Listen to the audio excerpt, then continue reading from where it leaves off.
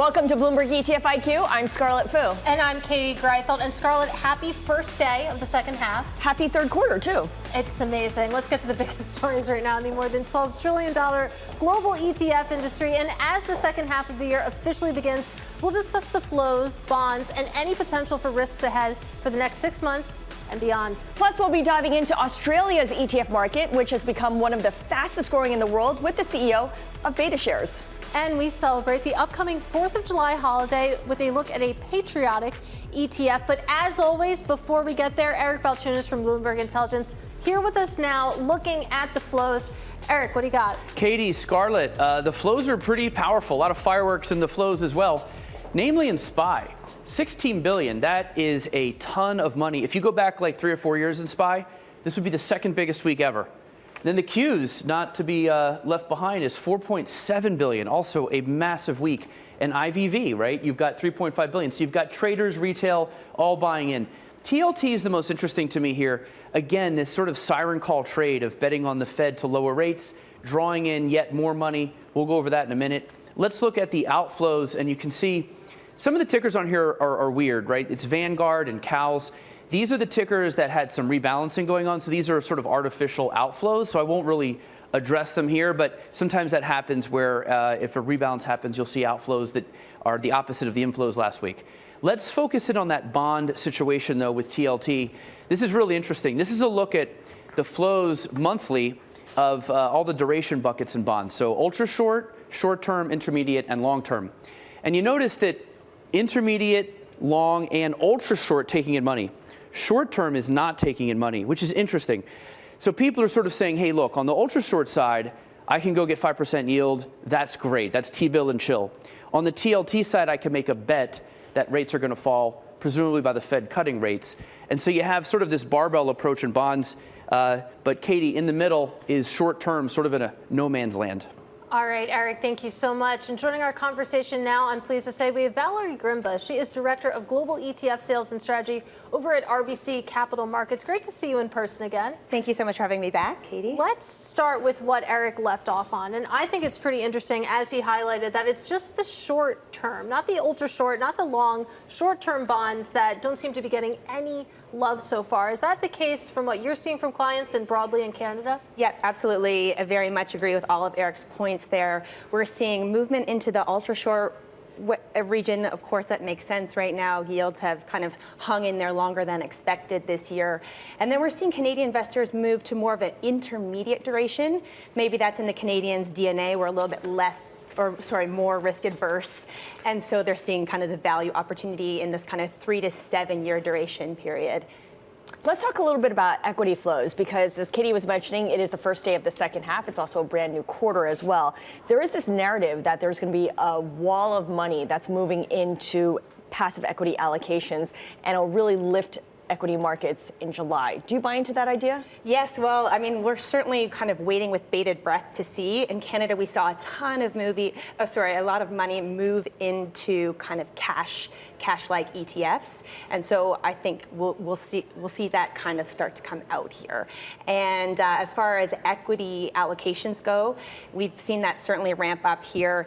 The first half of 2024 was synonymous with NVIDIA, and so we saw Canadian investors come play as well, because I think there's a lot that captures investors' attention there. Earnings have kept up and performance has backed it up. So we've seen a lot of Canadian investors continue to add money to their U.S. equity allocations.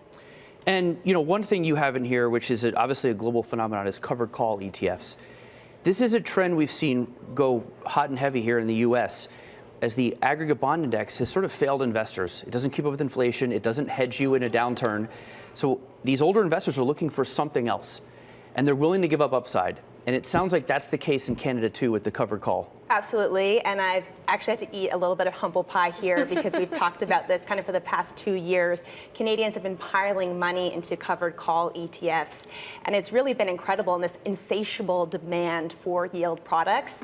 And kind of to the surprise, because you think in a bull market, there might be some questions here if they are giving up upside through the covered call strategy.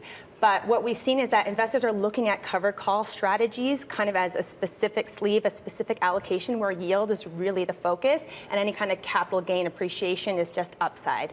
What's fascinating to me, you highlight that another area of interest in Canada, at least, is fixed income covered call ETFs. Yes. You just talked about how yield is really the thing that people are looking at in these covered call ETFs. Makes sense to put that on top of stocks, but putting it on top of fixed income, it feels like I can't really wrap my mind around it. Okay, so 100% I had the same similar sentiment as you, and these funds launched about 9 months ago. And again, I've been kind of proven wrong. Investors are here and they are buying these funds. We have about a dozen or so launched in Canada, and they are overwriting on the liquid US fixed income ETFs, so primarily is the TLT and IEF, where there is a liquid enough options market that you can have someone out there selling calls on the fixed income ETFs. And time will tell. These are relatively new funds, and of course we have ETF issuers kind of looking for white space as investors continue to clamor for more and more covered call products. So I think it makes sense from that perspective, and we're certainly seeing investor demand come in as well. So covered call products get a lot of love because everyone loves the income. They're willing to sacrifice some upside for that protection. But when you talk about the risks with clients, what do you say in terms of the kinds of broader or macro conditions that might cause these products to lose some performance, lose some popularity? Yes.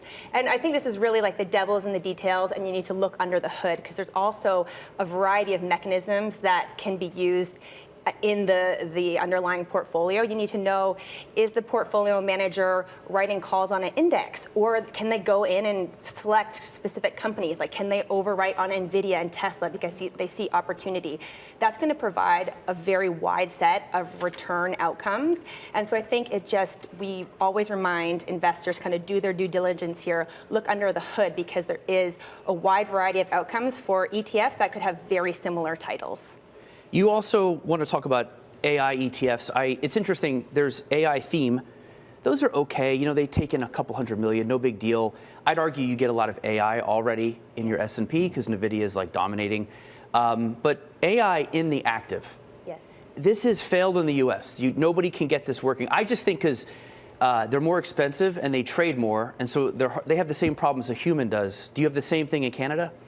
Yes, definitely similar kind of issues that people are trying to solve for. We have seen institutional adoption of AI thematic ETFs in Canada, which again, also I found kind of surprising until we kind of saw this money start to flow into these funds.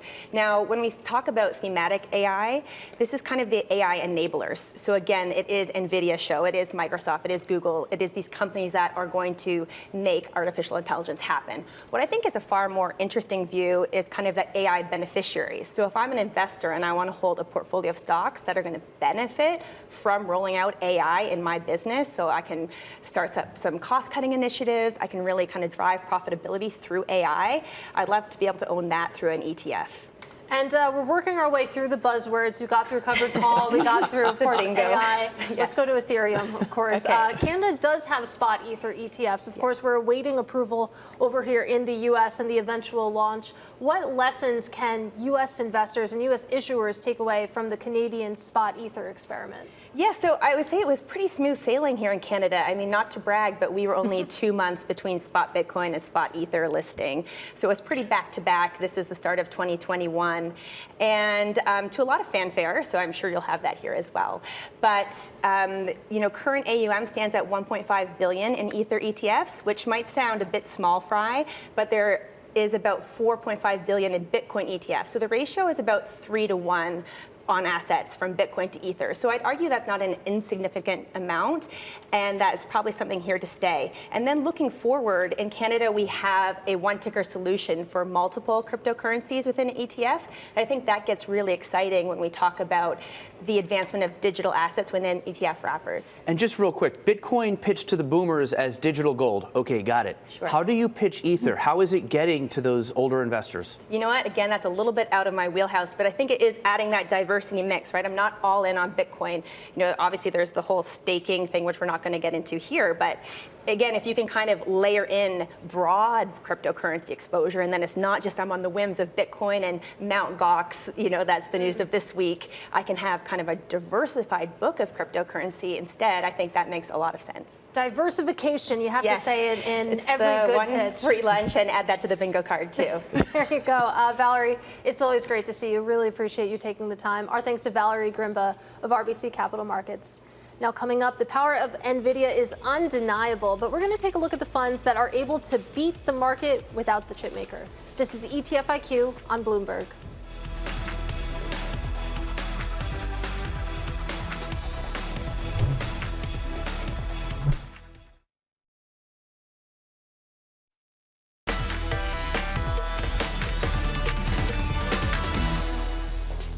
Welcome back to Bloomberg ETF IQ. I'm Katie Greifeld. It's time now for the ETF brief, where I walk you through the trends and the stories that caught my eye in the ETF industry. And we start with BlackRock's active dreams. We were talking with Jay Jacobs last week about their ambitions to be the biggest active ETF manager, and this chart shows they have a long way to go there. That small orange slice is BlackRock's current active ETF AUM at about $25 billion.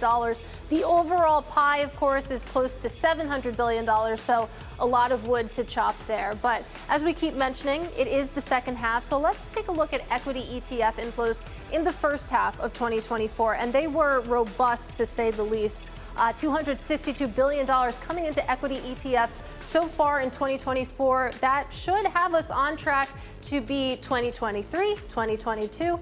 2021 might be a little bit difficult, but of course, anything can happen. And of course, let's end with tech ETFs. This market has really been driven by one name, and that name is NVIDIA and the tech sector broadly. And as this chart shows, it's really difficult for ETFs to beat the overall market without that tech exposure. As you can see, less than double digits of a beat rate when it comes to outperforming here.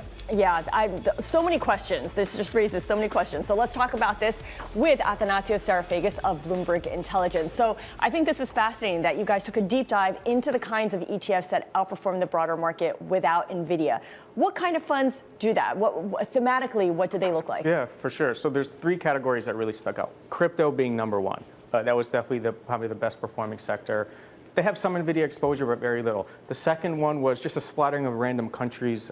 Japan, India all done really well. And the last one, it's actually like a U.S. story. A lot of home builders, anything kind of U.S. reshoring has been doing really well with almost no exposure to NVIDIA. So it was hard to do, but there are a few names that were able to outpace the market without that exposure. So it's not impossible. It's, of course, extremely difficult in this environment. How does that compare to past cycles, past markets? The degree of concentration, of course, in tech ETFs and just tech in general right now is so high, but how does this compare historically? This has to be one of the most concentrated markets. I think everyone's sort of seen that chart of like what the top 10 mean and sort of market returns and index returns.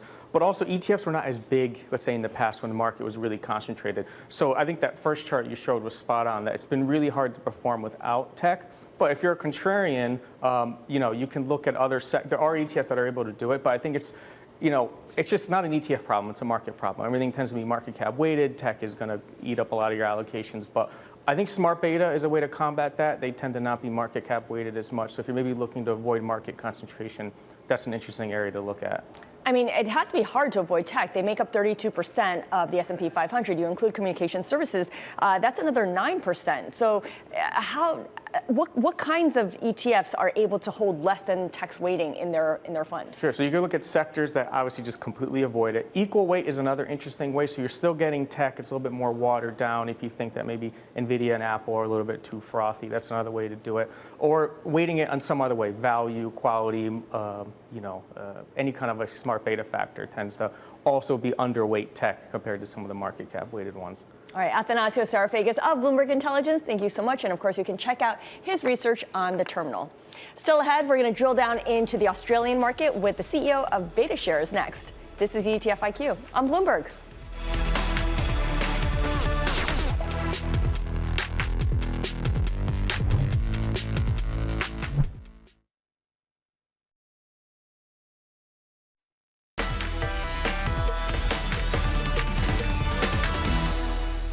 This is Bloomberg ETF IQ. I'm Scarlett Fu along with Katie Greifeld. And Eric Balchunas from Bloomberg Intelligence back with us now for today's drill down, where we focus on one ETF.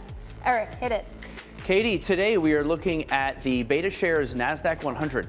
So you go halfway across the world down to Australia, and they're interested in buying the NASDAQ 100 as well. And who wouldn't be? Some of the stocks in there obviously leading returns globally. So we've seen an ETF like this grow a lot, even based in Australia. You can see this thing is about 10 years old, 48 basis points, so a little more expensive down there than here. 4.8 billion Australian dollars is the market cap. Let's look at the holdings. These are stocks you love and know, right? So NVIDIA, obviously Microsoft, Apple, Amazon, the Mag 7. These stocks are just so powerful, right? It's a global story. If you look at all the money going into NASDAQ 100 ETFs, 20% of it is coming from ETFs offshore or outside of the US. And so let's look at the return of this ETF versus the BetaShares local Australia stocks ETF, and you can see why. Just total crushing here, right? Obviously the NASDAQ 100 just destroying, and 42% isn't bad, right? That's 7% annual return. It's just the NASDAQ is just so powerful. And so, Katie, this Q's story, obviously not just a US one. All right, Eric, thank you so much. And joining us to talk about this ETF, I'm thrilled to say, is BetaShares CEO Alex Vynokur. And Alex, great to have you with us. And let's start with sort of what Eric was saying, that, okay, you're halfway around the world, but you're investing in the NASDAQ 100. How did you land on that index?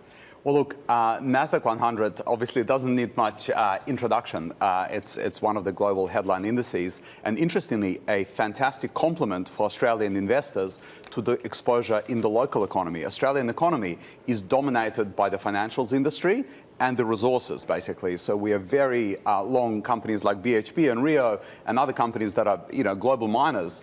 But we don't have much by way of technology. We don't have by way of innovation. And NASDAQ 100 is actually a great complement. So it's become one of our most popular ETFs. So interesting from that point of view. Talk a little bit about how demand for this product has evolved, especially over the past year with so much AI hype or excitement, depending on how you view it. Yeah, absolutely. Well, look, if I rewind all the way to the start of BetaShares, so our company has been operating now since 2010. So we launched our initial ETFs in December 2010, almost 14 years ago. In early days, of course, like everywhere, people were very uncertain and very unsure about ETFs, in particular ETFs that provide exposure to international, portfolios. But over time, NASDAQ 100 has actually become one of the key leaders, basically, in educating Australian investors about the benefits of a diversification and, of course, the benefits that ETFs can bring to the table. In more recent times, we have seen quite a significant acceleration, in demand. Again, Australian economy is a phenomenal economy. We have a great, of course, I'm a very proud Aussie. We have a great country, great economy. But global innovation that NDQ, like NASDAQ 100 ETF, is providing cannot be found anywhere else. And one thing we underrate here in the US that I think you also have there, but other countries don't necessarily, is a population that doesn't assume its government is going to cover its retirement. Yes. And more fee-based advisors. How important are those for ETF growth? That's a great question, Eric. So look, Australian superannuation system, which is our retirement savings system, is really the pride and joy of the country on the international scene. It's the fourth largest market globally, which many people are surprised to hear because our population is very small. Our population is only just over 25 million people, yet we have the fourth largest retirement savings pool in the world. The reason for that is because many decades ago, our government has introduced a compulsory superannuation regime, which essentially says 11%, or actually going to 11.5% of your salary has to be contributed on a compulsory basis to a retirement savings plan. And that's, of course, together with the magic of compounding, it's what created this phenomenal industry. And quite rightly, you also pointed out that just over a decade ago, we had a significant change in laws in Australia where advisors were no longer allowed to charge commission or charge any sort of fee which is conflicted with the interest of clients. And that's really provided significant fuel for growth of the ETF industry. So to give you a sense, since 2001, which is when some of our first ETFs started launching in Australia, our industry has achieved a compound growth rate of over 43% per annum. Right. And to give you a sense, it's already starting to look like a mature, serious industry, yet ETFs represent only 4% of the managed funds industry in Australia. And last year alone, we've seen 34% growth in assets under management in ETFs in Australia. Well, we have just over a minute left with you, and I want to talk a little bit about the growth of the Australian ETF industry and who's on top, because Vanguard, as I understand it, is the market leader. BetaShares and BlackRock are about neck and neck, as I understand it. How do you become number one when you're fighting against such giants, such as BlackRock, such as Vanguard? Yeah, well, look, we obviously love competition, and it's fantastic for us to have such strong competitors and motivating competitors to try to beat as Vanguard and BlackRock. But the truth of the matter is our focus is very much on growing the pie, first and foremost. I mean, as I mentioned, only 4% of our managed funds industry is represented by ETFs, so there's a lot more upside to grow. BetaShares in the last 12 months has been number one in terms of market share of growth. And in fact, over the last 7 years or so, we've been either number one or number two in terms of market share of growth. How do we compete? Look, we have an advantage of being local and being focused. Of course, we don't have a global brand and a global footprint like some of those other players, but we try to play to our advantages and play to our strengths. Being local and having a brand is certainly one way to start. BetaShares CEO Alex Vynokur, thank you so much for joining us Great to be with you. Thank you. Thank you for coming in as well. Before we go on ETF IQ, we just wanted to give you a special look at another ETF just in time for the 4th of July holiday. With the U.S. celebrating its independence this week, we're honoring the land of the free and home of the brave with the River North Patriot ETF, known by its ticker FLDZ. It invests in mid to large cap companies that generate at least 90% of their revenue in the U.S. But what sets it apart is the fund's mission to give back. The majority of advisory fees and all managing profits are donated directly to the charity Folds of Honor, which provides educational scholarships to the families of fallen and disabled service members, as well as first responders. The fund has about 300 holdings, including First Solar, Altria, Intuit, AT&T, and Republic Services. When it launched in 2022, it outperformed the S&P 500, but the absence of any big tech names tied to AI means it's struggling to gain momentum over the past 12 months. The fund has about $3 million in assets and a high expense ratio of 70 basis points. It gets a yellow light in the Bloomberg Intelligence traffic light system, with 2 warnings for the fund being actively managed and low trading volume. Thematic ETFs, they make a lot of sense, but these days, if you don't offer protection, you're probably not going to get the assets. Yeah, it's pretty hard to make that pitch, but we'll keep an eye on that one. We have to go for now, but if you can't get enough of ETFs, subscribe to my weekly ETF newsletter that covers the industry. That does it for Bloomberg ETF IQ. I'm Katie Greifeld, along with Scarlett and Eric, and this is Bloomberg.